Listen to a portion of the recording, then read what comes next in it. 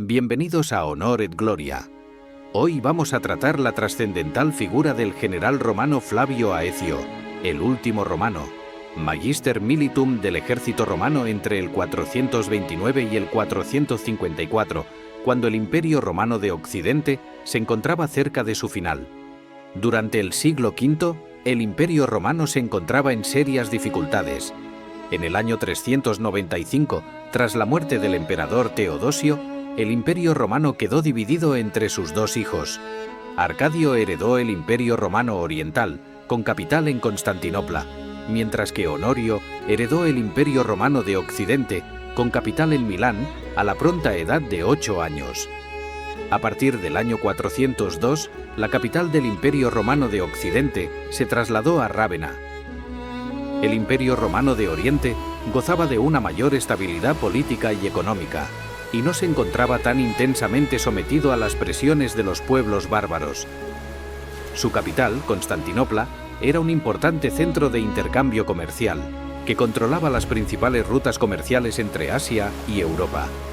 A pesar de las dificultades, el Imperio Romano de Oriente pudo sobrevivir hasta nada menos que el año 1453, convirtiéndose en el Imperio Bizantino.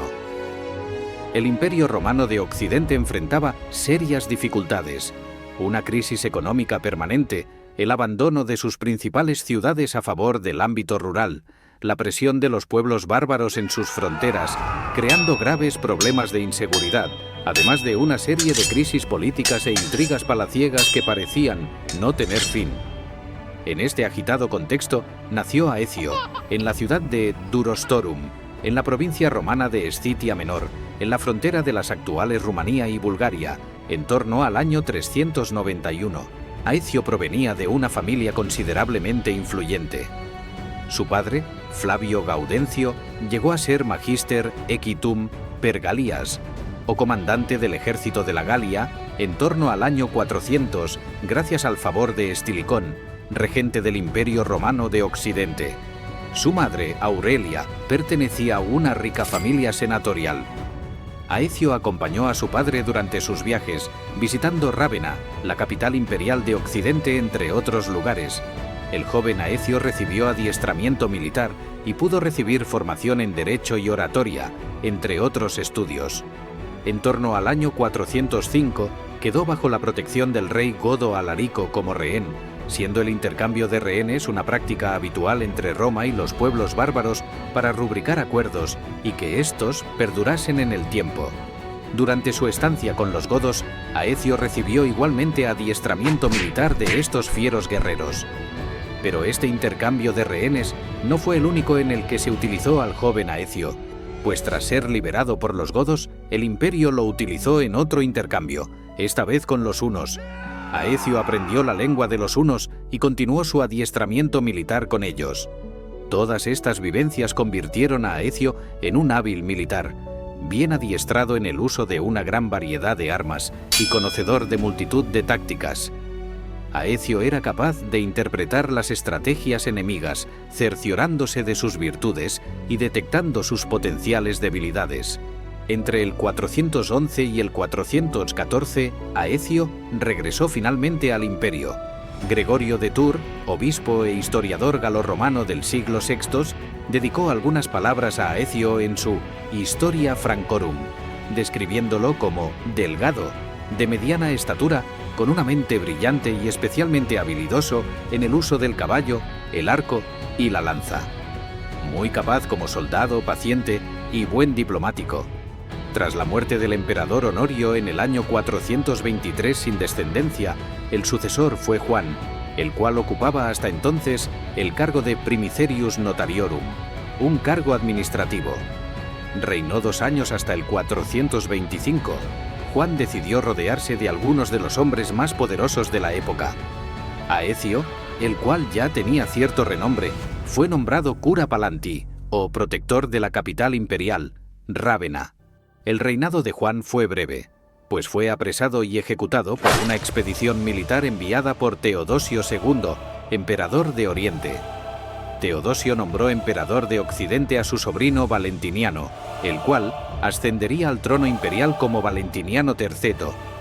Valentiniano era hijo de Constancio y Gala Placidia, viuda del difunto emperador Honorio.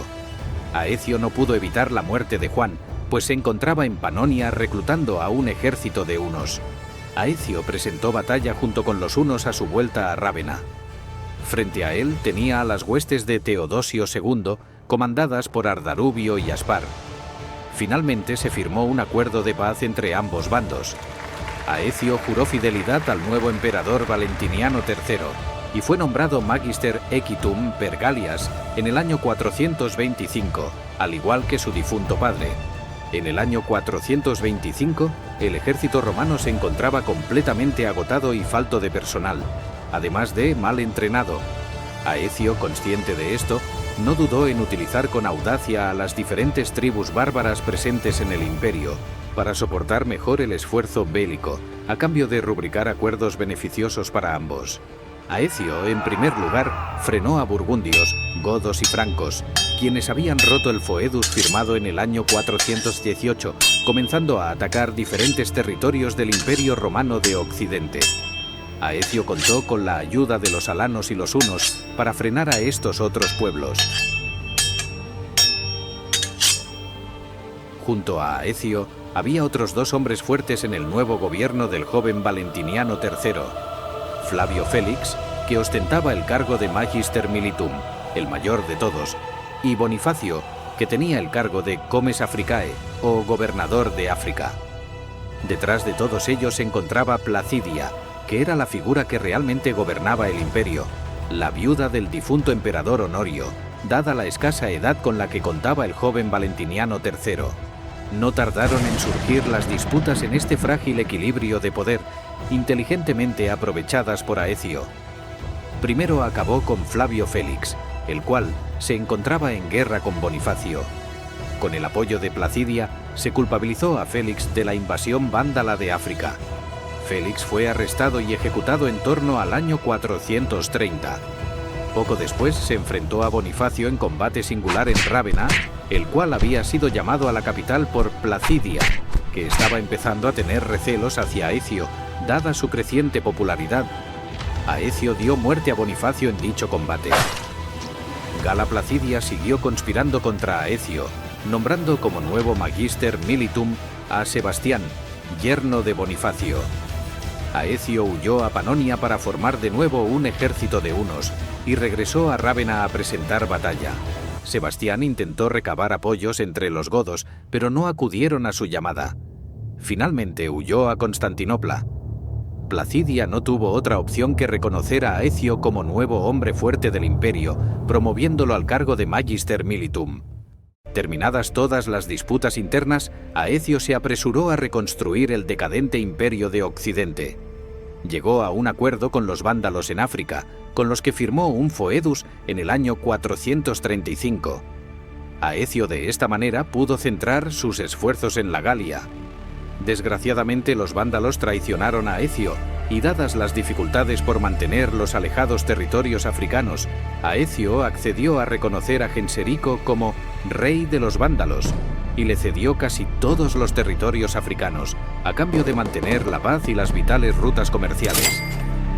Ya en la Galia, Aecio infligió una dolorosa derrota a los burgundios y ejecutó a su rey. Después, en la batalla de la Montaña de la Serpiente, en torno al año 439, venció a los visigodos liderados por Teodorico. Para mantener a los visigodos a raya, Aecio estableció a los alanos en torno a Orleans para que luchasen entre ellos. Finalmente, visigodos y romanos llegaron a un pacto, otorgando a los romanos una serie de territorios en la Galia para que pudieran establecerse a cambio de su lealtad. También se llegó a un pacto con los suevos en la Galaecia, actual Galicia. Además de todos estos problemas, Aecio tuvo que sofocar varios movimientos bagaudas en la Galia e Hispania. Los bagaudas eran grupos de campesinos, principalmente de origen rural, que se levantaban en armas contra el gobierno imperial debido a diversas razones, como la opresión fiscal, la explotación por parte de los terratenientes y la falta de protección militar. Con la Galia pacificada y las revueltas sofocadas, parecía que el Imperio Romano de Occidente había logrado algo de estabilidad, a pesar de la pérdida de África. Desgraciadamente, la relación con los hunos se había ido deteriorando con los años, especialmente tras la subida al poder de Atila en el 434. Conocido como el azote de Dios, Atila no tardó en rebelarse contra los romanos, consciente de la debilidad del Imperio de Occidente. Tanto Aecio como Atila tomaron posiciones rápidamente, entablando alianzas con diferentes pueblos para engrosar sus respectivos ejércitos. Aecio había estado muchos años combatiendo a los visigodos, pero ahora era necesario forjar una alianza con el viejo rey Teodorico para hacer frente a la amenaza huna. Visigodos y romanos llegaron a un acuerdo, gracias a la mediación de Abito, antiguo Magister Equitum per Gallias y futuro emperador romano, quien, a diferencia de Aecio, mantenía buenas relaciones con los visigodos. La intervención de Abito sería crucial para el devenir de la guerra que se avecinaba. Las tropas de Atila penetraron en la Galia, con dirección a Orleans, con un mínimo de 30.000 combatientes, aunque es posible que fueran algunos miles más. Atila contaba con el apoyo de los gépidos de Ardarico y los ostrogodos del rey Balamiro.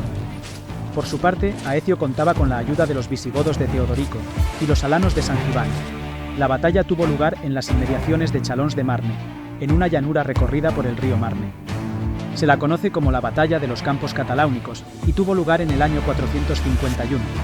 Atila dispuso a los gépidos a su izquierda y a los ostrogodos a su derecha, mientras él comandaba el centro.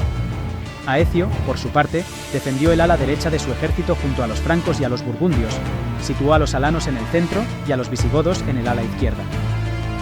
Los visigodos consiguieron rápidamente dominar una colina cercana, mientras los ostrogodos se lanzaron contra ellos, teniendo un gran número de bajas. Durante el ataque, el rey Teodorico murió, pero esto no amilano a los visigodos, que proclamaron rey a su hijo Turismundo en el mismo campo de batalla, y siguieron combatiendo valerosamente. Los hunos, mientras tanto, atacaron a los alanos, causándoles unas bajas considerables, pero estos resistieron. La estrategia de Aecio funcionó, debilitando a las huestes de Atila, empeñadas en atacar a visigodos y alanos, mientras que las fuerzas romanas sufrieron mucho menos.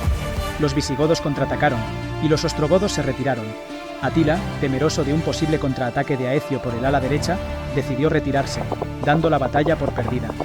Aecio, sorprendentemente, no ordenó contraatacar, y dejó que Atila se marchara, quizá por la confusión de la batalla, o quizá porque no confiaba plenamente en sus aliados. La batalla causó un gran número de bajas en ambos bandos, pero Atila seguía con vida, y al año siguiente atacó de nuevo, esta vez en el norte de Italia, tomando Aquilea y Milán. En este punto, Aecio subestimó a los hunos, a los que creía muy debilitados tras la batalla de los Campos Cataláunicos. Es en este momento cuando la historia se entremezcló con la leyenda. El Imperio Romano de Occidente, temeroso ante el avance de Atila, envió al Papa León primero a negociar con el líder huno en la ciudad de Mantua. El Papa profetizó la muerte del líder huno si éste finalmente se decidía a atacar Roma. Atila, tras el encuentro, decidió retirarse junto con sus tropas de Italia. No sabemos por qué Atila decidió retirarse. ¿Realmente el Papa lo intimidó? Probablemente fue una mezcla de varios factores, especialmente el gran agotamiento de su ejército en ese momento. Un año después, en el 453, Atila murió tras casarse con una mujer goda llamada Íldico, durante su noche de bodas, en circunstancias extrañas, tras haber ingerido grandes cantidades de alcohol. Tras la muerte de Atila, los hunos se disgregaron y dejaron de ser una amenaza para el imperio. Aecio surgía así como el gran salvador del Imperio Romano de Occidente. Su fama ya era legendaria y contaba con el apoyo del pueblo, de las tribus bárbaras y de buena parte de la aristocracia. Pero también se granjeó poderosos enemigos, recelosos de su creciente poder, entre ellos el propio emperador Valentiniano III. El propio emperador mató a Aecio en septiembre del 454 durante una reunión en la corte, clavándole su espada con ayuda de su confidente Heraclio. Moría así el recordado por los historiadores como el último romano, dados sus esfuerzos por mantener un imperio que se caía a pedazos. Al poco tiempo de morir Aecio, Valentiniano III también fue asesinado por 2 oficiales hunos, en venganza por la muerte de Aecio en el año 455. Sin la figura de Aecio, la última figura de cohesión que aún le quedaba al Imperio Romano de Occidente, este terminó por derrumbarse. Su final quedó certificado en el año 476, cuando el líder germano Odoacro depuso a Rómulo Augustulo, último emperador de Occidente, remitiendo las insignias imperiales a Zenón, emperador del Imperio Romano de Oriente, quien reconoció a Odoacro como rey de Italia. Con esto llegamos al final de nuestra historia. Tanto Aecio como Atila serán recordados siglos después como algunos de los mejores caudillos militares que la historia nos ha proporcionado. Si quieres ver más contenido como este, dale a me gusta, comparte y suscríbete a mi canal. Honor et Gloria.